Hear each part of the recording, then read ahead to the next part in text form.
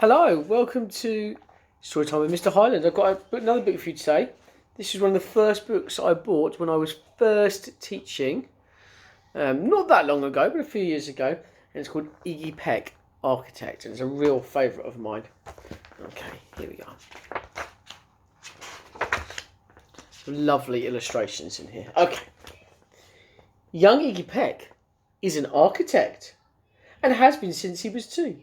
When he built a great tower in only an hour with nothing but diapers and glue. Good gracious! Ignatius, his mother exclaimed. That's the coolest thing I've ever seen. But her smile faded fast as a light wind blew past, and she realised those diapers weren't clean. Ignatius, my son, what on earth have you done? That's disgusting and nasty. It stinks. But Iggy was gone. He was out on the lawn using dirt to build a great sphinx.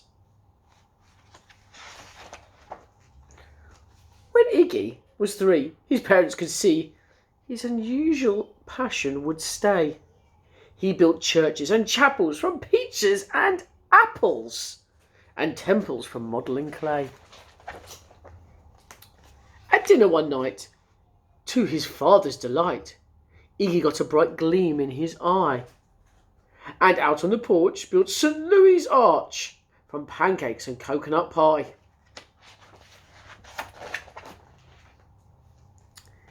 Dear Ig had made it until 2nd grade, when his teacher was Miss Lila Greer. On the very first day, she had this to say: "We do not talk of buildings in here. Gothic, Romanesque, I couldn't care less about buildings ancient or new." She said in her lecture about architecture that it had no place in grade 2. That might seem severe, but she was sincere. For when she was no more than 7, she had a great fright at a dizzying height in the building so tall it scraped heaven. On architect's tour of the 95th floor, young Lila got lost from the group.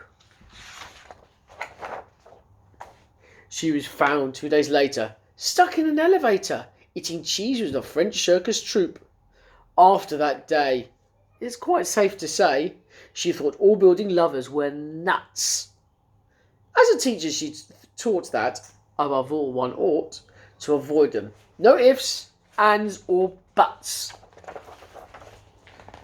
As you might guess, it would cause Iggy stress to hear such terrible talk. But he didn't hear. He sat in the rear while building a castle of chalk. "You, Iggy Peck, your desk is a wreck. Tear down that castle right now. You will not build in here. Is that perfectly clear? Do you need to see Principal Howe?"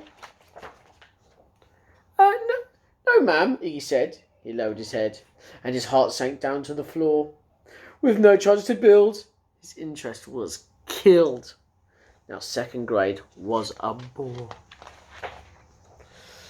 After 12 long days that passed in a haze of reading, writing and arithmetic, Miss Greer took the class to Blue River Pass for a hike and an old-fashioned picnic. They crossed an old trestle to a small island nestled in the heart of a burbling stream, but they no sooner passed, the footbridge collapsed and Miss Lila Greer started to scream. "We're trapped on here, oh my, alas, kids, goodbye." Her eyeballs rolled back in her head. She dropped to the ground with a vague groaning sound. Luckily fainted, not dead. The class was amazed. They stood there quite dazed, uncertain of what they should do. But one bright young man was off hatching a plan, which started with Miss Lila's shoe. Soon each lad and lass there at Blue River Pass was working together as one.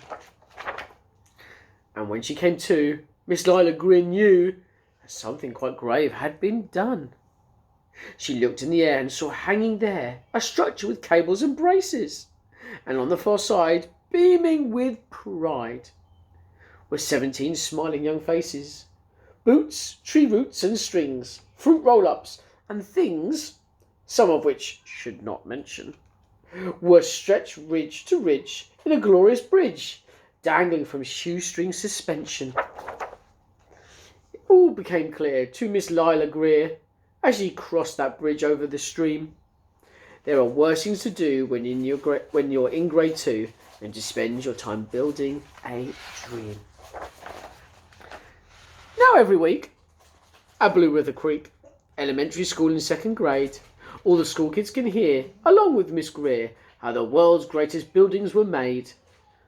The weekly guest speaker, in t-shirt and sneakers, talks of buildings from Rome to Quebec. Of course, he's a guy who builds towers from pie. It's that brilliant young man, Iggy Peck. There we are, Iggy Peck, architect.